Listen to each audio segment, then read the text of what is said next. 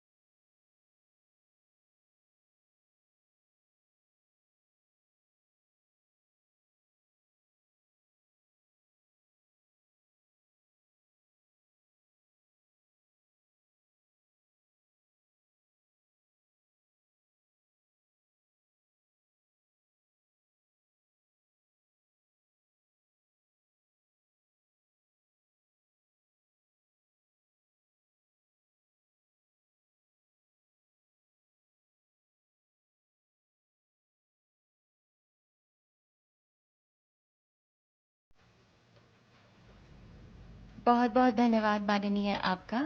नेताजी सुभाष चंद्र बोस की प्रेरणा से पराक्रमी भारत न पराजित हुआ है, न झुका है, न रुका है। माननीय प्रधानमंत्री जी कहते हैं कि हमें बलिदानियों स्वतंत्रता सेनानियों की तरह देश के लिए मरने का अवसर चाहे न मिला हो, लेकिन हम देश के लिए जीकर तो दिखा सकते हैं।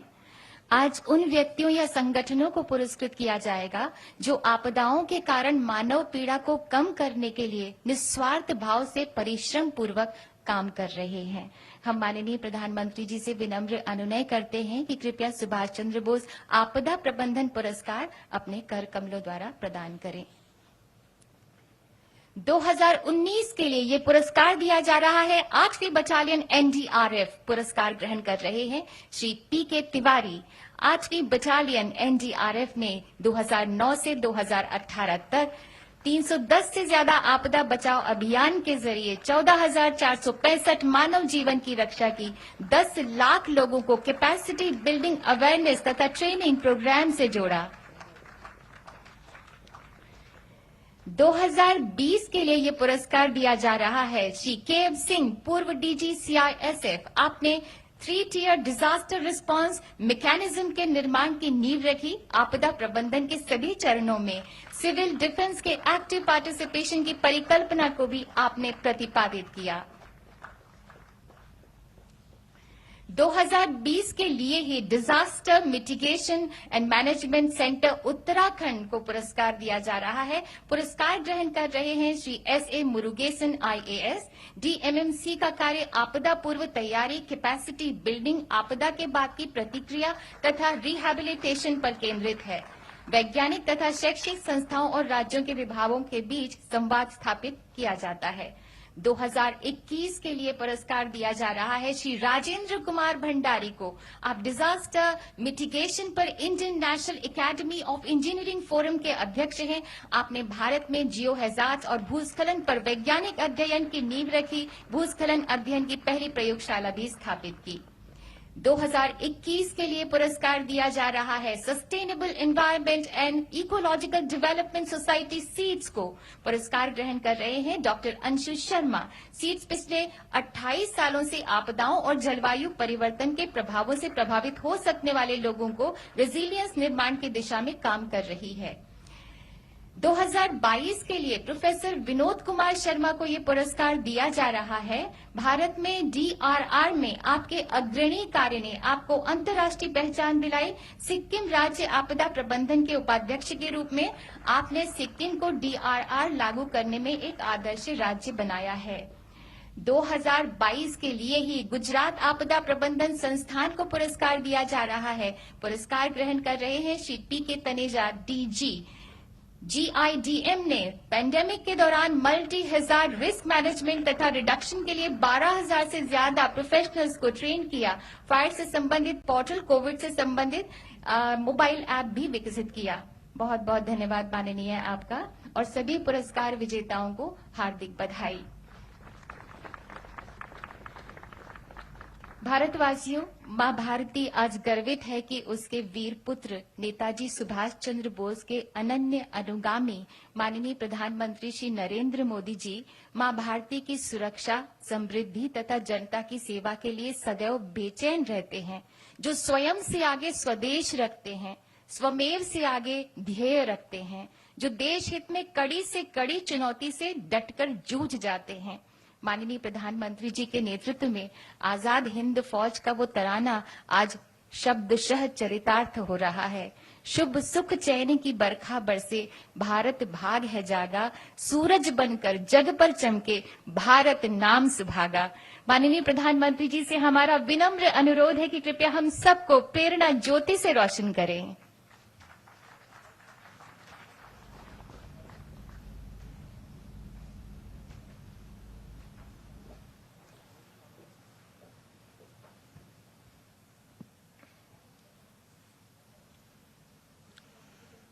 इस ऐतिहासिक कार्यक्रम में उपस्थित मंत्रिपरिषद के मेरे साथी श्री अमित शाह, श्री हरदीप पुरी जी, मंत्रिमंडल के अन्य सदस्य, आईएन के सभी ट्रस्टी, एनडीएमए के सभी सदस्यगण, jury members, NDRF, coast guard और आईएमडी के डायरेक्टर जनरल, आपदा प्रबंधन पुरस्कारों के सभी विजेता साथी,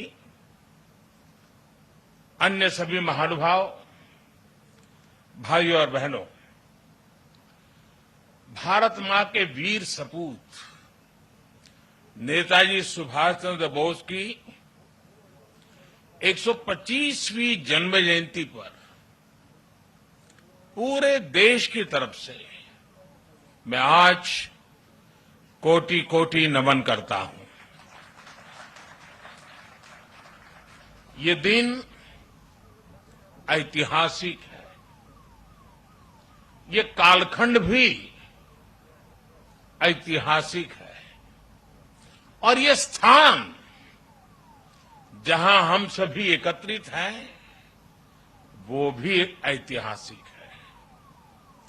भारत के लोकतंत्र की प्रतीक हमारी संसद पास में है, हमारी क्रियाशीलता और लोकनिष्ठा के प्रतीक अनेक भवन भी हमारे साथ पास में नजर आ रहे हैं, हमारे वीर शहीदों को समर्पित नेशनल वॉर मेमोरियल भी पास है। इन सब के आलोक में आज हम इंडिया गेट पर अमृत महोत्सव मना रहे हैं और नेताजी सुभाष चंद्र बोस को आदरपूर्वक श्रद्धांजलि दे रहे हैं। नेताजी सुभाष, जिन्होंने हमें स्वाधीन और संप्रभु भारत का विश्वास दिलाया था, जिन्होंने बड़े गर्व के साथ, बड़े आत्मविश्वास के साथ, बड़े साहस के साथ अंग्रेजी सत्ता के सामने कहा था, मैं स्वतंत्रता की भीख नहीं लूंगा, मैं स्वतंत्रता की भीख नहीं लूंगा, मैं इसे हासिल करूंगा। जिन्होंने भारत की धरती पर पहली आजाद सरकार को स्थापित किया था, हमारे उन नेताजी की भव्य प्रतिमा आज डिजिटल स्वरूप में इंडिया गेट के समीप स्थापित हो रही है। जल्द ही इस होलोग्राम प्रतिमा के स्थान पर ग्रेनाइट की विशाल प्रतिमा भी लगेगी। ये प्रतिमा आजादी के महानायक को कृतज्ञ राष्ट्र की श्रद्धांजलि है। नेताजी सुभाष की ये प्रतिमा हमारी लोकतांत्रिक संस्थाओं को, हमारे पीढ़ियों को राष्ट्रीय कर्तव्य का बोध कराएगी, आने वाली पीढ़ियों को, वर्तमान पीढ़ी को निरंतर प्रेरणा देती रहेगी। साथियों, पिछले साल से देश ने नेताजी की जयंती को पराक्रम दिवस के रूप में मनाना शुरू किया है।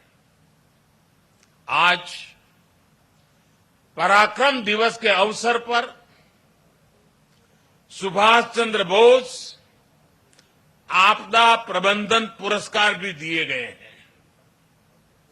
नेताजी के जीवन से प्रेरणा लेकर ही इन पुरस्कारों को देने की घोषणा की गई थी। साल 2019 से 2022 तक उस समय के सभी विजेताओं, सभी व्यक्तियों, सभी संस्थाओं को जिन्हें आज सम्मान का अवसर मिला है, उन सबको भी मैं बहुत बहुत बधाई देता हूं। साथियों, हमारे देश में आपदा प्रबंधन को लेकर जिस तरह का रवैया रहा था, उस पर एक कहावत बहुत सटीक बैठती है। जब प्यास लगी तो कुआं खोदना। और जिस मैं काशी क्षेत्र से आता हूं, वहां तो एक और भी कहावत है। वो कहते हैं, भोज गड़ी कोहड़ा रोपे। यानी जब भोज का समय आ गया तो कोहड़े की सब्जी उगाने लगना। यानी जब आपदा सिर पर आ जाती थी तो उससे बचने के उपाय खोजे जाते थे। इतना ही नहीं, एक और हैरान करने वाली व्यवस्था थी जिसके बारे में कम ही लोगों को पता है। हमारे देश में वर्षों तक आपदा का विषय एग्रीकल्चर डिपार्टमेंट के पास रहा था। इसका मूल कारण यह था कि बाढ़, अतिवृष्टि, ओले गिरना, ऐसी जो स्थितियां पैदा होती थी, उसे निपटने का जिम्मा, उसका संबंध कृषि मंत्रालय से आता था। देश में आपदा प्रबंधन ऐसे ही चलता रहता था। लेकिन 2001 में गुजरात में भूकंप आने के बाद जो कुछ हुआ, देश को नए सिरे से सोचने के लिए मजबूर किया। और उसने आपदा प्रबंधन के मायने बदल दिए। हमने तमाम विभागों और मंत्रालयों को राहत और बचाव के काम में झोंक दिया। उस समय के जो अनुभव थे, उनसे सीखते हुए ही 2003 में Gujarat state disaster management act बनाया गया। आपदा से निपटने के लिए गुजरात इस तरह का कानून बनाने वाला देश का पहला राज्य बना। बाद में केंद्र सरकार ने गुजरात के कानून से सबक लेते हुए 2005 में पूरे देश के लिए ऐसा ही डिजास्टर मैनेजमेंट एक्ट बनाया। इस कानून के बाद ही नेशनल डिजास्टर मैनेजमेंट अथॉरिटी, उसके गठन का रास्ता साफ हुआ। इसी कानून ने कोरोना के खिलाफ लड़ाई में भी देश की बहुत मदद की। साथियों, डिजास्टर मैनेजमेंट को प्रभावी बनाने के लिए 2014 के बाद से हमारे सरकार ने राष्ट्रीय स्तर पर चौतरफा काम किया है। हमने रिलीफ, रेस्क्यू, रिहेबिलिटेशन, उस पर जोर देने के साथ साथ ही रिफॉर्म पर भी बल दिया है। हमने एनडीआरएफ को मजबूत किया, उसका आधुनिकीकरण किया, देश भर में उसका विस्तार किया, स्पेस टेक्नोलॉजी से लेकर प्लानिंग और मैनेजमेंट तक बेस्ट पॉसिबल प्रैक्टिसेस को अपनाया।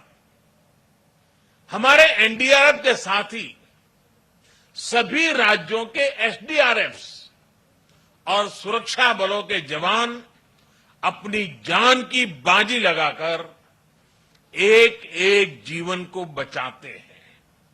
इसलिए आज ये पल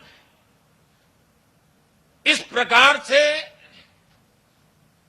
जान की बाजी लगाने वाले, औरों की जिंदगी बचाने के लिए खुद की जिंदगी का दांव लगाने वाले, चाहे वो एनडीआरएफ के लोग हो, चाहे एसडीआरएफ के लोग हो, हमारे सुरक्षा बलों के साथी हो, ये सब के सब उनके प्रति आज आभार व्यक्त करने का, उनको सैल्यूट करने का ये वक्त है। साथियों, अगर हम अपनी व्यवस्थाओं को मजबूत करते चलें तो आपदा से निपटने की क्षमता दिनों दिन बढ़ती चली जाती है। मैं इसी कोरोना काल के 1-2 वर्ष की बात करूं तो इस महामारी के बीच भी देश के सामने नई आपदाएं आकर खड़ी हो गई। एक तरफ कोरोना से तो लड़ाई लड़ी रहे थे, अनेक जगहों पर भूकंप आए, कितने ही क्षेत्रों में बाढ़ आई, उड़ीसा, पश्चिम बंगाल समेत पूर्वी तटों पर साइक्लोन आए, गोवा, महाराष्ट्र, गुजरात, पश्चिमी तटों पर भी साइक्लोन आए। पहले एक एक साइक्लोन में सैकड़ों लोगों की मृत्यु हो जाती थी, लेकिन इस बार ऐसा नहीं हुआ। देश ने हर चुनौती का जवाब एक नई ताकत से दिया। इसी वजह से इन आपदाओं में हम ज्यादा से ज्यादा जीवन बचाने में सफल रहे। आज बड़ी बड़ी अंतर्राष्ट्रीय एजेंसियां भारत के इस सामर्थ्य, भारत में आए इस बदलाव की सराहना कर रही है।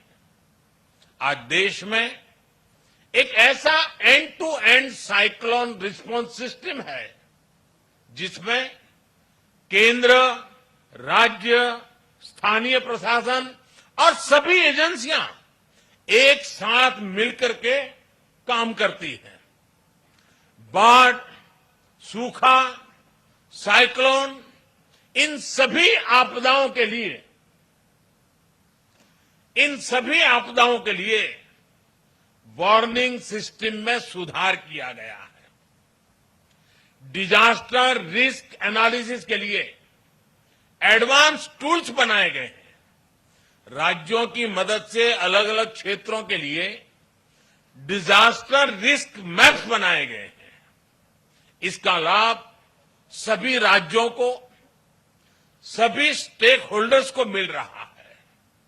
और सबसे महत्वपूर्ण, डिजास्टर मैनेजमेंट, आपदा प्रबंधन आज देश में जन भागीदारी और जन विश्वास का विषय बन गया है। मुझे बताया गया है कि एनडीएमए की आपदा मित्र जैसी स्कीम से युवा आगे आ रहे हैं, आपदा मित्र के रूप में जिम्मेवारियां उठा रहे हैं, यानी जन भागीदारी बढ़ रही है। कहीं कोई आपदा आती है तो लोग विक्टिम नहीं रहते, वो वॉलेंटियर्स बनकर आपदा का मुकाबला करते हैं। यानी आपदा प्रबंधन अब एक सरकारी काम भर नहीं है, बल्कि ये सबका प्रयास का एक मॉडल बन गया है। और साथियों, जब मैं सबका प्रयास की बात करता हूं तो इसमें हर क्षेत्र में हो रहा है प्रयास, एक होलिस्टिक अप्रोच भी शामिल है। आपदा प्रबंधन को प्राथमिकता देते हुए हमने अपने एजुकेशन सिस्टम में भी कई सारे बदलाव किए हैं। जो सिविल इंजीनियरिंग के कोर्सेज होते हैं, आर्किटेक्चर से जुड़े कोर्सेज होते हैं, उसके पाठ्यक्रम में डिजास्टर मैनेजमेंट से जोड़ा, इंफ्रास्ट्रक्चर की रचना कैसी हो उस विषयों को जोड़ना, ये सारे काम प्रयासरत है। सरकार ने डैम फेलियर की स्थिति से निपटने के लिए डैम सेफ्टी कानून भी बनाया है। साथियों, दुनिया में जब भी कोई आपदा आती है तो इसमें लोगों की दुखद मृत्यु की चर्चा होती है कि इतने लोग मृत्यु हो गई, इतना ये हो गया, इतने लोगों को हटाया गया। आर्थिक नुकसान भी बहुत होता है, उसकी भी चर्चा की जाती है। लेकिन आपदा में जो इंफ्रास्ट्रक्चर का नुकसान होता है वो कल्पना से परे होता है। इसलिए ये बहुत आवश्यक है कि आज के समय में इंफ्रास्ट्रक्चर का निर्माण ऐसा हो जो आपदा में भी टिक सके, उसका सामना कर सके। भारत आज इस दिशा में भी तेजी से काम कर रहा है। जिन क्षेत्रों में भूकंप, बाढ़ या साइक्लोन का खतरा ज्यादा रहता है, वहां पर पीएम आवास योजना के तहत बन रहे घरों में भी इसका ध्यान रखा जाता है। उत्तराखंड में जो 4 धाम महापरियोजना का काम चल रहा है, उसमें भी आपदा प्रबंधन का ध्यान रखा गया है। उत्तर प्रदेश में जो नए एक्सप्रेस वे बन रहे हैं, उनमें भी आपदा प्रबंधन से जुड़ी बारीकियों को प्राथमिकता दी गई है। आपात स्थिति में एक्सप्रेस वे विमान उतरने के काम आ सके, इसका भी प्रावधान किया गया है। यही नए भारत का विजन है, नए भारत के सोचने का तरीका है। खबरों के निष्पक्ष विश्लेषण के लिए सब्सक्राइब करें Jantantra TV and press the bell icon. Never miss any update.